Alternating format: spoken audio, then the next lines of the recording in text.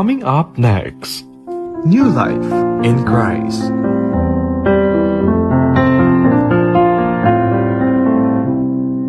As we open this program, in the name of the Father, the Son, the Holy Spirit, Amen. And the Word of God says here, How I love your temple, Lord Almighty. How I want to be there. I long to be in the Lord's temple. With my whole being, I sing for joy to the living God. Even the sparrows have built a nest, and the swallows have their own home. They keep their young near your altars, Lord Almighty, my King and my God. How happy are those who live in your temple, always singing praise to you. How happy are those whose strength comes from you, who are eager to make the pilgrimage to the Mount Zion, as they pass through the dry valley of Baca. It becomes a place of spring. The autumn rain fills in it with falls. They grow stronger as they go. They will see the God of gods on Zion. Hear my prayer, Lord God Almighty. Listen, O God of Jacob. Bless our King, O God. Bless the King you have chosen. One day spent in your temple is better than 1,000 anywhere else. I would rather stand at the gate of the house of my God than live in the homes of the wicked. The Lord is our protector and glorious King, blessing us with kindness and honor. He does not refuse any good thing to those who do what is right. Lord Almighty, how happy are those who trust in you. Mahal ko ang iyong templo, o makapangyarihang Diyos, nasasabik ang lingkod mong sa patio mo ay pumasok. Ang buo kong pagkatao'y umaawit na may lugod. Sa masayang pag-awit ko, pinupuri buhay na Diyos. Panginoon, sa templo mo, mga mayay nagpupugad. Maging ibong layang-layang sa templo mo'y nagagalak. May inakay na kalinga sa tabi ng iyong altar, O Yahweh, Hari namin at Diyos na walang kupas. Mapalad na masasabi silang dooy tumatahan. At palaging umaawit, nagpupuring walang hanggan. Ang sa iyo umaasay, masasabing mapalad din. Silang mga naghahangad na sa iyo'y makarating. Habang sila'y naglalakbay sa tigang na kapatagan, tuyong lupa'y binabaha sa maagap na pag-ulan. Habang sila'y lumalakad, lalo silang lumalakas. Batid nilang nasa Siyon ang Diyos nilang hinahanap. Dinggin mo ang dalangin ko, o makapangyarihang Diyos. Ikaw na Diyos ni Jacob, dinggin mo ang iyong lingkod. Basbasan mo, Panginoon, yaong hari naming mahal. Pagpalain mo po siya'y yamang ikaw ang humirang. Kahit isang araw lamang, gusto ko pang sa templo mo. Kaysa 1,000 araw na iba ang tahanan ko. Gusto ko pang maging sa pinto ng iyong templo, kaysa ako'y mapasama sa masamang mga tao. Ikaw ang hirang dakila, ang tunay naming sanggalang. Kamay pinagpapala mo sa pag-ibig mo at dangal. Hindi siya nagkakait ng mabuting mga bagay sa sinumang na ang gawain ay matuwid at marangal. Mapalad na masabi ang sa iyo'y magtiwala, hindi sila mabibigo, yamang ikaw ay dakila. Ang buhay na salita ng ating mahal na Panginoon. So, masarap manirahan sa templo ng ating mahal na Panginoong makapangyarihan. At talagang protektado ka sa kanyang pamamahay, lalong-lalo na kapag nandyan ka, nagpipray sa kanya, na inaawitan mo siya, sa mga awit na nakakalugod sa Kanya.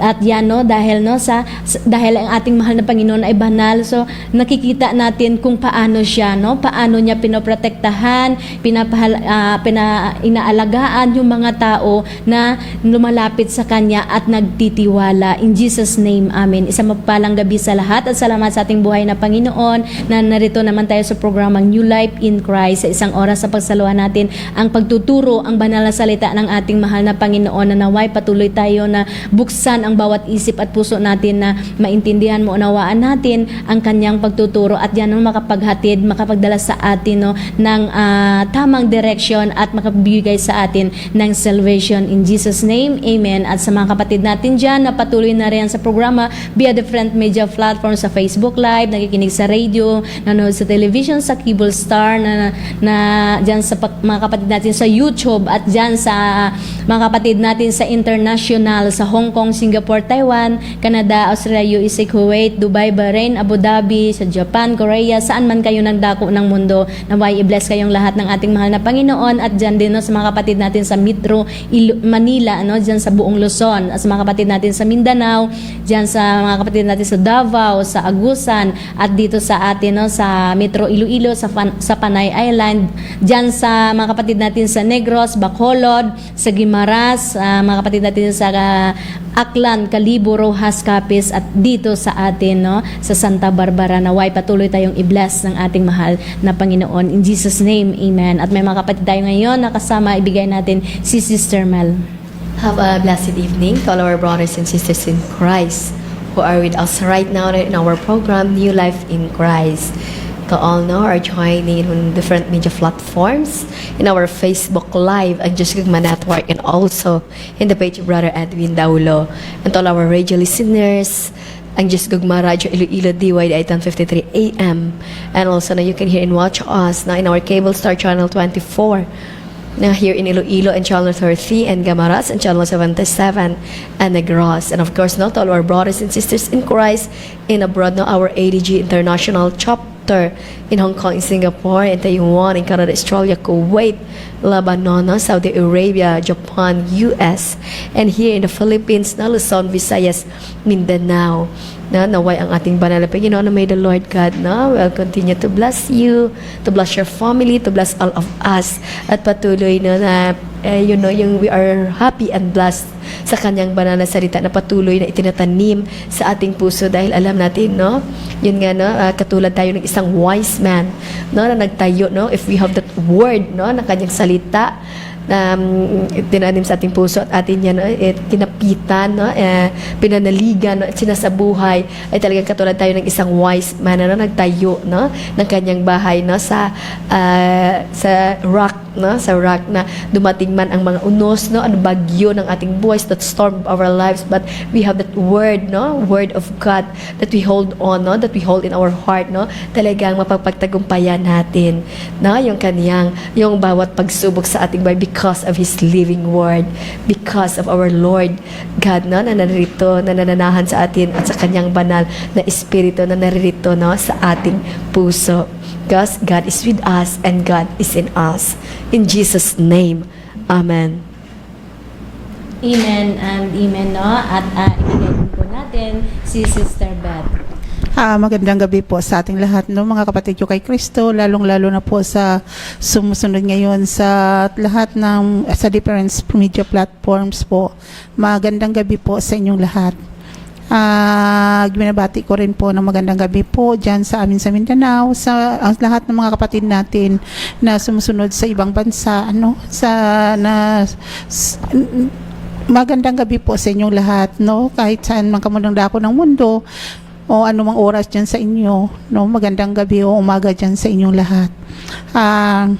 Kailangan natin, no, tanggapin at isang buhay natin ang banal na salita ng ating Panginoon at magkakaroon tayo ng kapayapaan sa ating buhay. Magandang gabi po at pagidait, mga kapatid ko kay Kristo. In Jesus' name, Amen. Amen and Amen, no? At salamat sa ating buhay na Panginoon na nariyan siya palagi, na handa, no? Na handang yan, no, magpahayag ng kanyang kabutihan sa bawat isa sa atin. At ngayon, no, as we continue our topic, no, and last night, no, tinapik natin ang about sa observe weak point, na kung saan, no, may mga kahinaan ang diablo, at meron din silang, no, na lumalakas din sila. At last time, no, yung kahinaan, no, konting review lang, no, yung kahinaan nila about, no, na Evetide days, 4 days after full moon, 4 days before new moon, and last quarter moon. Yan sila, no, nanghihina sila sa ganyang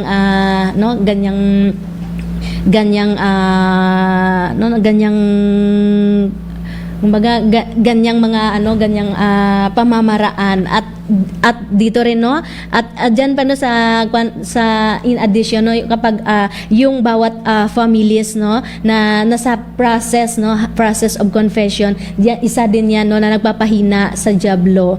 At diyan din, no, meron din, no, na lumalakas ang demons, ang diablo, kapag during new moon at sa fullest size of the moon, no, kapag full moon, yan lumalakas din sila. At dito rin, na sa lumalakas sila during 3 days before and after full moon, and 3 days before and after new moon. Yan yung kanilang, no, lumalakas sila diyan. At, no, malaya sila na makalabas, at yan, no, na wala silang kinakatakutan at magawa nila ang kanilang gagawin. Pero, no, I know na, no, si Jesus lang, no, si Jesus ang kayang sugpo sa kanila, ang maka-control sa kanila. At alam natin na dinaig na yan sila lahat ng ating mahal na Panginoon. In Jesus' name, amen. At ngayong gabi, no, our topic today is about, no, when the advisory goes to church. The advisory goes to church. No, na yun pala, no, na ang kaaway o kalaban ay pumapasok din pala sa church, no? At yan ay kagaya no ng mga tao na diyan, no, na masama, ay hindi natin alam na pwede pala din sila makapasok sa church, sa simbahan. At we all know that our body, no, our heart is the temple of our Lord Jesus Christ. So, yan, no, ang diablo, pwede rin siya pumasok sa ating puso. Pwede rin siya, no, manahan diyan if full of sin, no, ang ating puso, pwedeng pasukan ng diablo. Kaya dito, no, kaya nga dito nga sa ating topiko ngayon, na ang mga masama, no, ay nakakapasok din sila sa tirahan ng ating mahal na Panginoon. Ang sabi dito, the Lord cast out demon in the synagogue. So yan, no, pinalayas ng ating mahal na Panginoon ang demonyo sa kanyang tirahan. At sabi dito sa Book of Marcos chapter 11 verse 15 to 18, and they came to they came to Jerusalem, and he entered the temple and began to drive out those who called and those who brought in the temple. And he overturned the tables of the money changers and the seats of those who sold pigeons. And he would not allow anyone to carry anything through the temple. And he was teaching them and saying to them, it is not written, my house shall be called a house of prayer for all the nations, but you have made it a den of robbers. And the chief priest and the scribes heard it and were seeking in a way to destroy him, because all of the crowd was astonished at his teaching. Pagdating nila sa Jerusalem, pumasok sa templo si Jesus. Kanyang ipinagtabuyan ang mga nagbibili at namimili roon, at ipinagtaob ang mga mesa sa mga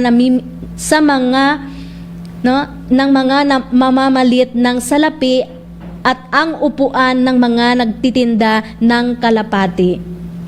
Pinagbawalan niyang magdaan sa loob ng templo. Ang sinumang may daladalahan at tinuturuan niya ang mga tao. Sinabi niya, nasusulat ang aking bahay ay tatawaging bahay dalanginan na lahat ng bansa, ngunit ginawa ninyong pugad ng mga magnanakaw. Narinig ito ng mga punong saserdote at ng mga eskriba. Buhat nooy humanap sila ng paraan upang mapatay si Jesus sapagkat natatakot sila sa kanya dahil umahanga ang lahat ng mga tao sa kanyang turo. So dito ngayon no, sa ating topiko ngayon dito na diyan no, ang masamang tao pinugad yun, yung ginawa nilang bahay no, bahay na yung nagtitinda sila ng mga kalapati at yan no, na kumbaga pinagpupughadan ng mga taong magnanakaw ang bahay ng ating mahal na Panginoon, yung kanyang templo na kung saan dito makikita natin na nilapastangan nila, wala silang hindi nila nirerespeto ang bahay ng ating mahal na Panginoon. So dito sa ating ngayon dito no, sa pamumuhay natin, ganyan din tayo na we all know na pwede na ganyan no, kung ang bahay ng ating mahal na Panginoon ay pinapasukan ng mga masamang tao, ang kanyang bahay na mismo no sa atin no, na nandyan na yung we all know that our heart or our body is a temple of our Lord God no, the temple of the Holy Spirit na nandyan no, bahay din ito ng ating mahal na Panginoon at dyan dito siya nakatira no, sa ating puso na kung saan no, sa mga taong tumanggap sa kanya diyan naninirahan siya diyan. So ganyan din no, sa ating bawat pamumuhay, ganyan din no, na ang ating puso minsan puno ng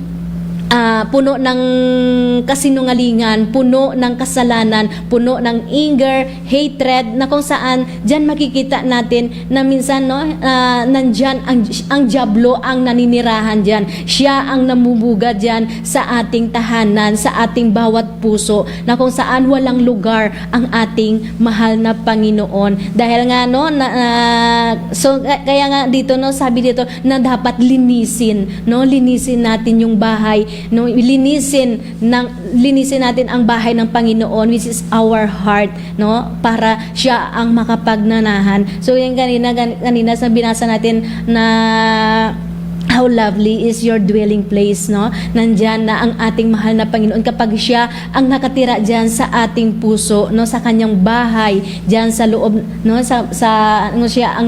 kung siya ang namamalagi diyan sa ating puso, ang ating pamumuhay ay napakatiwasay ng ating pamumuhay. At diyan no, walang diablo na makapasok. Kagaya nito no, sa turo ng ating mahal na Panginoon, kaya no, pinalayas niya ang mga masamang tao dito, ang namumugad dito na yung mga magnanakaw, yung mga tao na talagang nilapastangan nila, yung hindi siya kinikilala at hindi siya ninerespeto. So sa atin ganyan din no, dapat no, linisin din natin ang templo ng Diyos diyan sa ating no, sa bawat puso natin. Kaya sa akin experience sa aking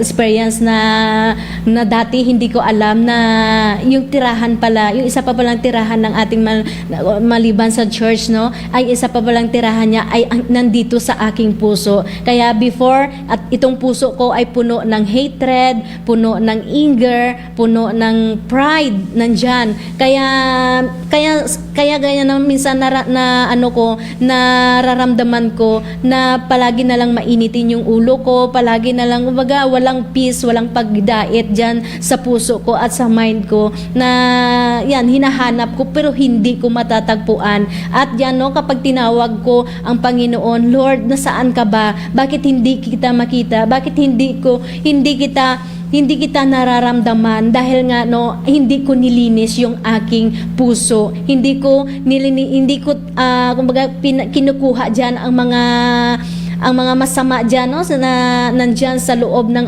aking puso. Kaya pala no mahirap ko maramdaman ang presensya ng ating mahal na Panginoon. Kaya nagpapasalamat ako dahil dito no sa pagtuturo ng ating mahal na Panginoon sa kanyang banal na salita, na kung gusto mo mahanap, kung gusto mo no makita ang kaharian, yung templo, yung pagmamahal ng Diyos, nandiyan lang siya sa puso mo. Ang totoong tahanan niya nandiyan lang sa puso mo. Kaya no nung narinig ko yan na tahanan pala ng Diyos ang aking puso. Diyan no sinunod ko, finalo ko yung instruction niya na kung na dapat walang galit ang inggit at puot diyan sa puso. Dapat palagi yan pure and clean heart para ang makapagnahan diyan ay ang ating mahal na Panginoon. At kapag nandyan siya, napaka yung pamumuhay, napakagaan at kumbaga walang ang lahat ng ang kaaway hindi talaga makapasok niyan. Hindi kanya kaya hindi siya makapasok diyan dahil wala na yung hatred, wala na yung galit. So ganyan pala kung yung minsan nga yung teaching ng ating Panginoon through our head servant na yung mga lubak-lubak diyan, yung mga gagabundok na masama diyan sa puso mo, sa diyan sa loob-loob mo, dapat na iano mo yan na itapano dapat iano mo yan, wag mong hayaan na maglubak-lubak, hindi i-flat mo yan para hindi ka matempt ng kaaway, hindi ang kaaway makapanirahan diyan sa iyo at hindi kanya makontrol at hindi siya ang magro-roll sa iyo. Instead ang Panginoon ang dapat mong paghariin diyan sa puso mo. Kaya salamat sa pagtuturo ng ating mahal na Panginoon. In Jesus' name, amen. At sabi pa nga dito sa book, full wrote to the two deliverers working then again the devices of the adversary. From the book of Roma, chapter 13, verse 12 to 14. The night is far gone, the day is at hand. So then, let us cast of the works of darkness and put on the armor of light.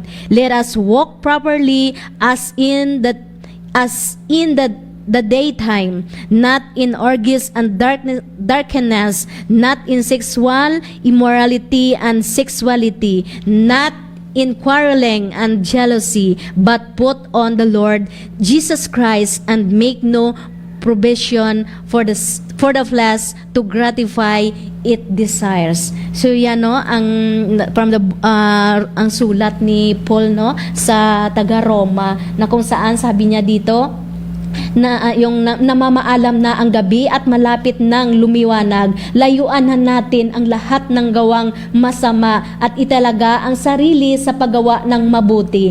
Mamuhay tayo ng marangal at huwag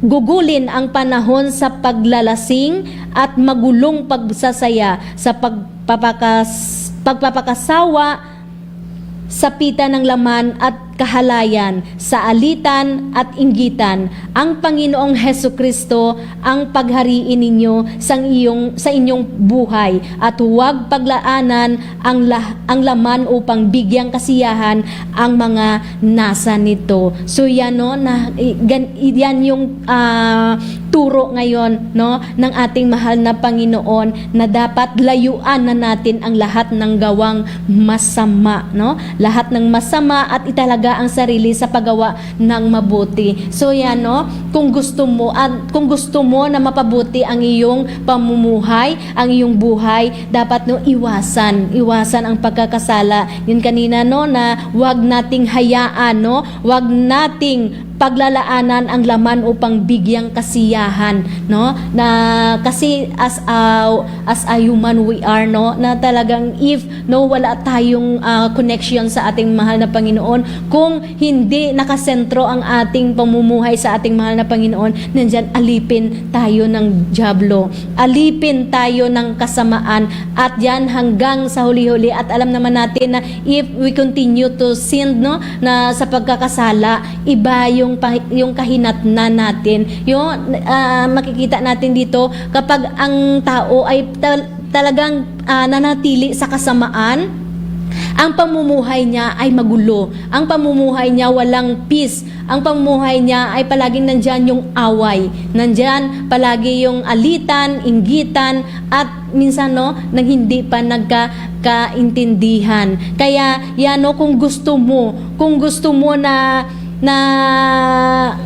mapabuti ang pamumuhay mo, ito yung turo ng Panginoon na dapat layuan natin ang lahat ng gawaing masama at italaga natin sa sarili ang paggawa ng mabuti. Dahil sa paggawa ng mabuti, yan ang maglilid sa atin sa tamang daan, at mamuhay tayo ng marangal na naayon sa kalooban ng ating mahal na Panginoon. So dito sa aking experience din na ganyan, dati talagang gulo, walang liwanag ang aking buhay, na talagang pakundangan, kung ano-ano lang yung gagawin ko. I don't mind na mali man yan o masama. Kaya alipin ako ng aking pagkamakasarili, alipin ako ng aking pagka self-centered, na yung kung ako lang, kung wala akong pakialam sa ibang tao, walang akong pakialam sa ibang bagay, na kung ano man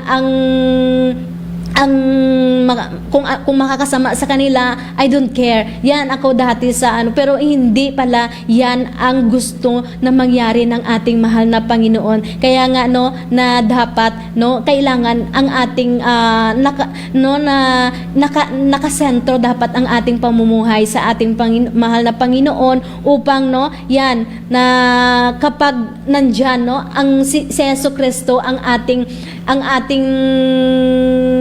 sandaalan, ang ating ang siya ang maglilid sa atin, ay sigurado ang ating pamumuhay ay matiwasay, maunlad ang ating pamumuhay. Nandyan meron kang joy na mararamdaman, at meron kang kontentuhan na matatanggap. At diyan matatagpuan mo lang yun kung tanggapin mo, kung tanggapin mo ang pagtuturo ng Diyos, tanggapin mo ang ang kanyang pagtuturo, na kung saan iwasan, layuan ang kapagawa ng kasalanan, at tanggapin ang kanyang pagtuturo at sundin ito, at hayaan natin na paghariin natin ang ating mahal na Panginoon sa ating buhay. At diyak na yan, makakamtan mo ang buhay na inaasam-asam mo, ang buhay na kasama ang ating mahal na Panginoon, and that joy of salvation. Kaya kailangan natin na always we have a pure and clean heart, para nandyan ang Panginoon sa bawat puso natin. Nandyan siya na magabay sa bawat isa sa atin. In Jesus name, amen and amen. At ngayon may mga kapatid tayo dito na magte-testimony. Bigay natin si Sister Mel. Amen at amen. Yes sabi na, create in me a pure and a clean heart. Dahil nga yung ating topiko ngayon is about yun, ang temple. We are the temple of the Holy Spirit. Pero ito palang templo ng Diyos ay pwede mapasukan ng diablo. At yun dapat sa templo niya siya yung maghari. Pero ito paano siya makapaghari kung ito pala ay puno ng basura, puno ng basura, at ito ay puno ay yung mga kasamaan, ng kasamaan. Yun nga dati nga sabi ko na yun pala na dati na kaya pala feeling ko na napakalayo yung Diyos sa akin, na hindi ko maramdaman yung kanyang presensya, ay dahil nga ito pala yung puso ko, itong laman ng puso ko ay puro lahat, no, puno ng galit, puno ng puot, no, puno ng kung ano na, kumbaga, is hindi ang naninirahan dito ay mismo yung Diyos, no, na dapat siya ang manirahan nga, because we we are the temple of His Holy Spirit, and our heart, no, is His dwelling place, no. Pero ito iba yung naninirahan, no, na espiritu dito sa akin, kaya hindi ko maramdaman yung presensya na at talagang yun nga sabi ko na napakalayo ng Diyos at napakabigat ng aking pamumuhay, napakagulo dahil na mismo, no, sa aking mga kasalanan. At yung nga, no, nasabi na our heart, no, is full of deceits, no, full of deceits na hindi mapanaligan, no, dahil itong puso natin, no, ay talagang target din ito, hindi lang mind natin kundi mismo, no, yung puso natin, no, kung saan na dapat, no, yung Diyos lang ang manirahan. Kaya pinapasalamatan ko yung Diyos, no, kaya nga, no, sa kanyang banal na salita na, yes, every day, no, I struggled na kung sa yung puso mo na nagdi-desire, no, na nagdi-desire na sundin yung kalooban ng Panginoon, na sa lahat ng oras, na sa lahat ng pagkakataon ay we have that clean and pure heart. Dahil nga kapag we have that clean and pure heart ay talagang maririnig natin, no, yung boses ng Panginoon, at talaga dito siya sa puso natin nagpapahayag, no, ng kanyang kagustuhan, ng kanyang kalooban, no, ng kanyang kalooban mismo, no, maririnig mo na andyan lang siya, na yung sabi na when we pray, no, ay punta lang tayo, no, sa kaibutura, no, ng ating puso, no, sa sanctuaryo, no, dahil nga ang Diyos ay naririyan lang. So every time I pray, na ramdam ko yung presensya ng Panginoon sa aking puso, na kung ikaw para dati, no, dahil nga yung puso ko na no, na nagdi-desire, no, na araw-araw, no, na masunod yung kalooban, pero it's not easy, no. That's why na dapat, no, na hindi natin kaya, hindi ko kaya, no, kung sa akin isasaganang kakayahan ko lang. Pero I know if the Holy Spirit, no, if His presence is in me, the Holy Spirit is in me, alam ko na nakakayanan ko pala na para sa akin, no, yung mga napakahirap o napaka-imposible na mga bagay or na gawain panlangit, no, pero nagagawa ko yun dahil sa kanyang banal na espiritu na naririto sa aking puso. So itong dati yung puso ko ay puno ng galit, puno ng puot, puno ng pride. Hindi ako talagang hindi ako makapagpasensya, at talagang napakatigas ng puso ko. Pero ngayon, no, yung kumbaga binago ng Diyos, no, you have a new heart, no, na new heart, na kung saan, no, na ang dating napakatigas na puso, ang dating ngayon, pero yung sa grasya ng Panginoon na lumalambot siya, no, lumalambot siya, at doon ko nakita, no, yung kaibahan ng pag-uugali ko dati na talagang napakalayo kaysa ngayon, no, dahil nga dahil sa kasalanan, no, pinatitigas at talagang binubulag, no, ng diablo, no, yung isip mo, pinapatigas yung puso mo, no, kahit narinig mo na yung salita ng Diyos na magpatawad ka, magpakumbaba ka, pero dahil nga sa pride, no, dahil sa pride na naririto, no, is hindi ko nagagawa, no, kahit naririnig na. Pero ngayon, no, yung takot mo na mawalay ka sa presensya ng Panginoon, yung takot mo na hindi masunod yung kalooban niya, yung kalooban niya, yun pala, no, kapag andyan na yung banal na espiritu sa puso mo, na talagang andyan yung takot na makagawa ka ng kasalanan, andyan yung takot na mawalay ka sa kanyang presensya, dahil nga yung kalooban niya na masunod mo ay talagang grabe, no, yung galak sa puso, lagi yung peace na ibinibigay ng Panginoon sa puso mo, at talagang kay gaan-gaan, at mararamdaman mo talaga yung presensya niya,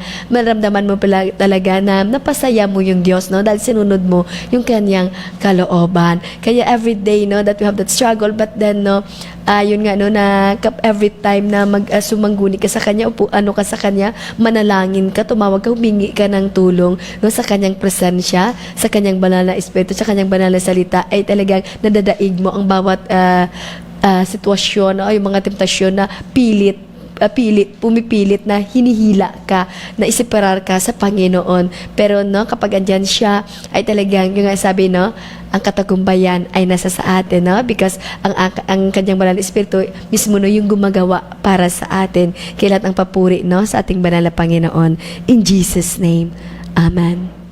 Amen and amen, no? At yan, no, na ganyan, kapag ang ating Panginoong Hesukristo nang ang nanahan sa ating puso ay tagang lilinisin niya, kukunin niya ang lahat nating mga kasalanan at bibigyan niya tayo ulit ng bagong puso, bibigyan niya tayo ulit ng hope, pag-asa, at yan mamuhay tayo ng marangal, mamuhay tayo na naaayon sa kanyang kalooban, at yan bigyan niya tayo ulit ng nababihisan niya tayo ulit ng bagong pagkatao. Sabi nga dito sa kanyang banal na salita. Kaya't ang sinumang nakipag-isa kay Kristo ay isa ng bagong nilalang. Wala na ang dating pagkatao, siya ay bago na. Ang Diyos ang gumagawa ng lahat ng ito sa pamamagitan ni Kristo. Ibinilang niya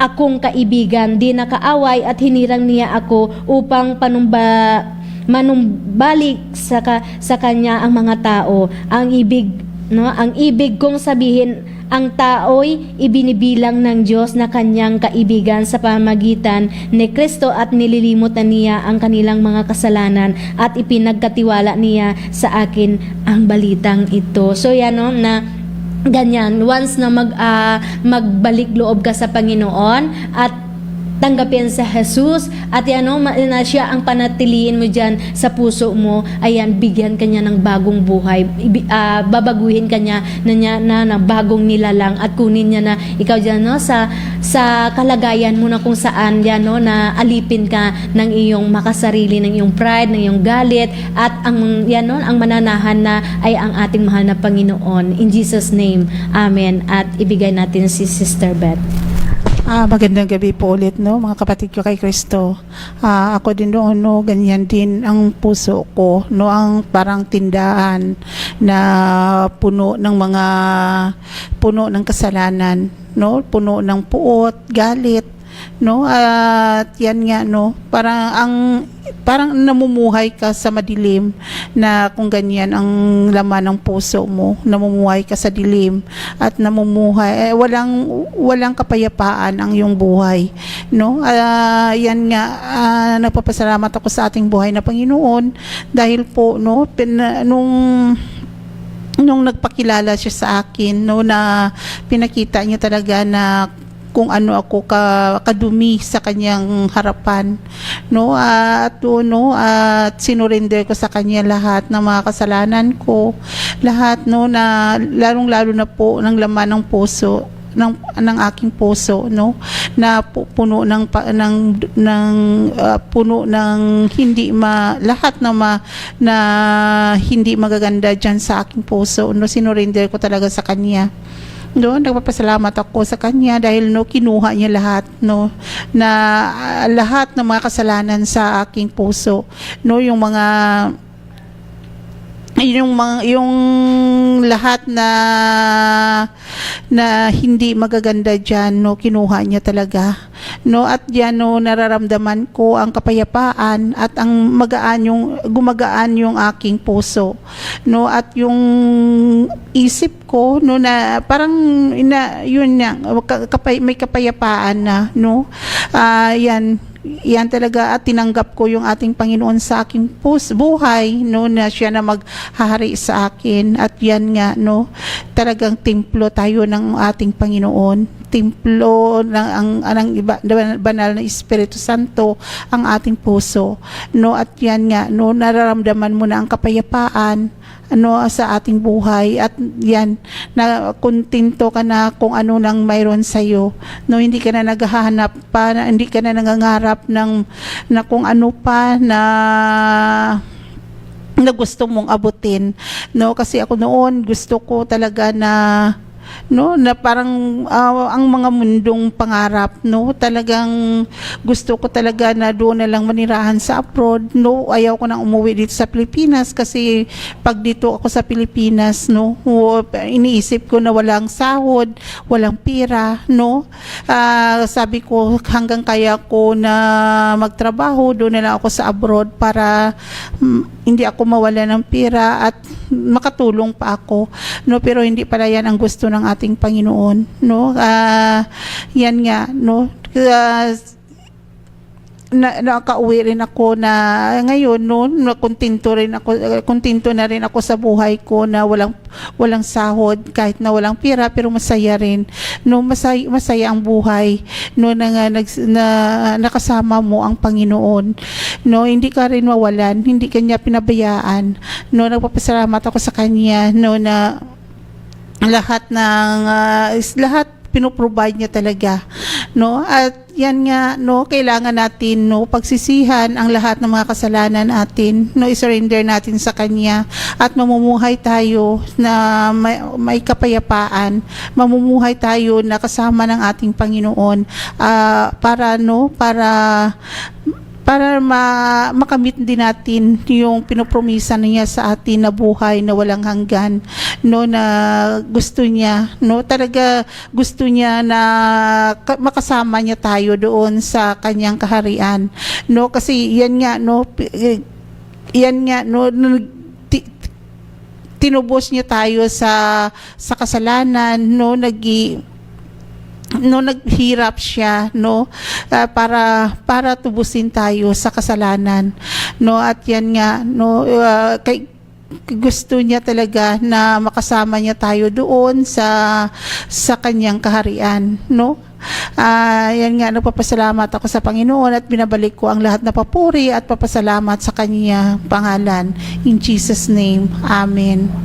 Amen and amen no. At totoo yan no, na yan, binili tayo ng ating mahal na Panginoon sa malaking halaga at ang kanyang buhay no, ang kanyang buhay ang inalay niya, ang ibinayad niya para sa ating mga kasalanan. At yan no, napakalaki ang kanyang ibinigay sa atin, yung kanyang banal na Espiritu Santo. At yan ngayon ang nananahan sa atin no, sa hindi pa nakaalam na yan no, ang tirahan no, na ang ating katawan ay templo ng ating mahal na Panginoon. Kaya dapat no, alagaan natin ito, dapat no, make it holy, na palagi itong pagkabalaan no, natin ito na magiging banal itong katawan natin at gamitin natin ito for the glory of our Lord, na hindi natin ito gamitin para sa kasamaan. At yan no, dapat malinis ito palagi, at yun nga no, na dapat no, wala itong bahid na kasalanan, at ito ay palagi na dapat yan no, na yan nga ang tinuturoan tayo na magiging magiging pure. Dapat mayroon tayong pusong dalisay no, na palagi nating hingin yung grasya na bigyan tayo ng Diyos ng pure and clean heart, so that no, na makadwell no, ang ating Panginoon ang maninirahan diyan. At kapag siya ang naninirahan diyan sa bawat puso natin no, ilalayo niya tayo sa kasamaan, ilalayo niya tayo sa pagkakasala, at diyan no, ang ituturo sa atin ng Panginoon ay ano, yung kanyang pagiging makatarungang Diyos, ang pagiging holy no, holy, ang kanyang holiness, yung ating dapat no, na gayahin natin kung ano, dahil no, na nandiyan ang naghahari dito sa puso natin ay ang templo ng ating mahal na Panginoon. Kaya nga sabi dito no, sa kanyang banal na salita na hindi ba ninyo alam na ang inyong katawan ay templo ng Espiritu Santo na nasa inyo at tinanggap ninyo mula sa Diyos? Ang inyong katawan ay hindi na talagang inyo kundi sa Diyos no, hindi sa Diyos na sa ating Panginoon na ito, ang katawan nating ito na nung na-receive, natanggap natin yung kanyang banal na Espiritu Santo nung simula nung ating binyag no, yan, natanggap natin ang Espiritu Santo, at ang nagmay-ari na nito ay ang ating mahal na Panginoon, ang makapangyarihang Diyos no, ang naghahari dito sa atin. So wag nating bigyan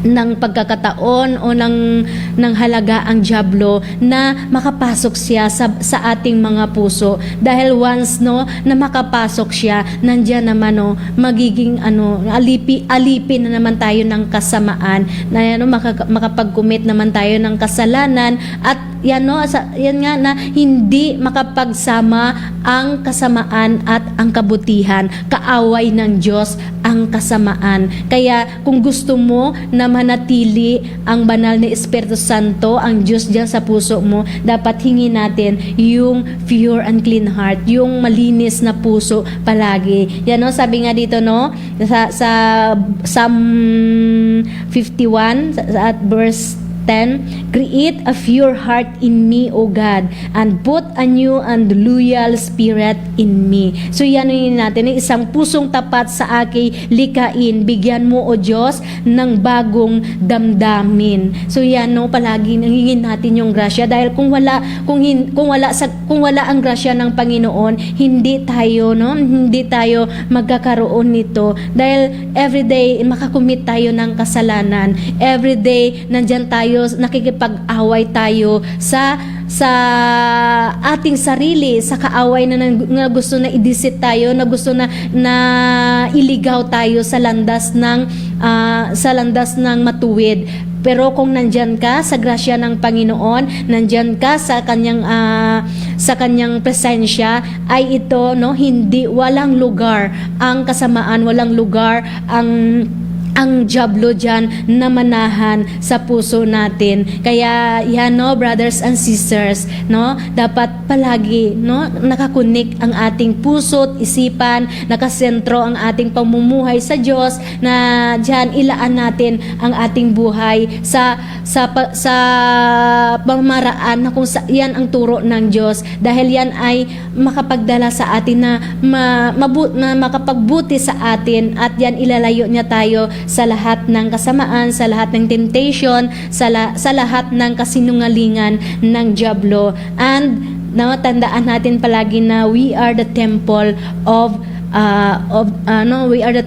the Holy Spirit. Tayo ay templo ng Diyos, no? Nandito siya, nananahan sa atin, at huwag nating hayaan na ang diablo ang manahan dito, no? At i-allow natin si Jesus na siya palagi ang maghahari dito sa puso't isipan natin, at ganyan ang grasya. Humingi tayo lagi ng grasya na wag nating na makapag-focus tayo na siya talaga ang maghahari sa bawat araw ng ating buhay. In Jesus' name, Amen and Amen.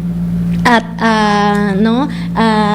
alam naman natin na ganyan no, na ang ating community na ganyan na palaging diyan na palagi ang ating community na gusto na magpahayag ng magandang balita, at ito ay gagamitin talaga ito ng ating mahal na Panginoon. So kung hindi dahil dito sa pagpatayo ng ating mahal na Panginoon, sa paggamit ng komunidad ng ang Diyos Gugma diyan hindi natin marinig ang kanyang ang magagandang balita. Kaya dapat na diyan suportahan natin itong komunidad natin, at dapat na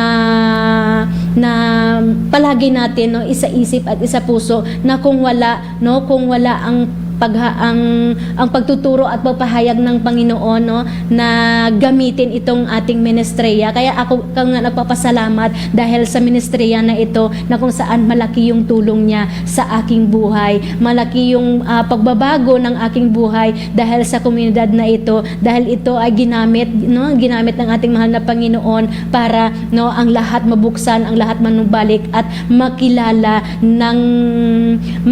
ng mas malalim ang ating mahal na Panginoon, na siya lang ang kayang makapagbago sa bawat isa sa atin. In Jesus' name, Amen and Amen. At ngayon inanyayahan ko kayo na manalangin po tayo at hingin natin yung grasya na bigyan tayo ng Diyos ng matiwasay na pag-iisip, na yan yung heart natin ay pure and clean heart, na makapag-connecta tayo diretso sa ating mahal na Panginoon, na dyan sa ating pagpanalangin dapat nandyan ang pagpanalangin natin ay makaabot yung ating panalangin sa ating mahal na Panginoon. Kaya inanyayahan ko ang bawat isa na itaas ang kamay, ipikit ang mata, at manalangin po tayo sa ngalan ng Ama, ng Anak, ng Espiritu Santo.